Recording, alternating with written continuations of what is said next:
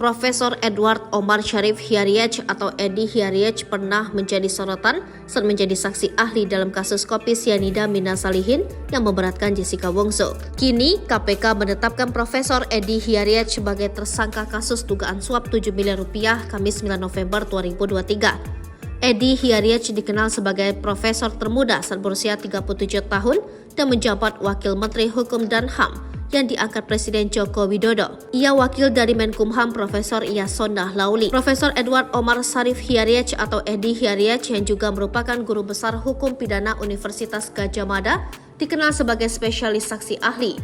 Edi melakoni profesi sampingan saksi ahli sejak tahun 2006. Ia berhenti setelah ditunjuk menjadi Wakil Menteri Kemenkumham pada tahun 2020. Selama 14 tahun, aku sudah 800 kali menjadi saksi ahli di berbagai perkara, ujar Edi dalam sebuah tayangan TV 24 Maret 2023. Kini Komisi Pemberantasan Korupsi menetapkan Wamenkumham Edi Hiyariach sebagai tersangka kasus dugaan suap 7 miliar rupiah Kamis 9 November 2023. Penetapan tersangka Wamenkumham, benar, itu sudah kami tanda tangani sekitar 2 minggu lalu, kata Wakil Ketua KPK Alexander Marwata di Gedung Merah Putih KPK Jakarta Selatan. Kasus ini awalnya diungkap oleh Ketua Indonesia Police Watch, Sugeng Teguh Santoso yang melaporkan Edi pada bulan Maret tahun 2023 ke KPK.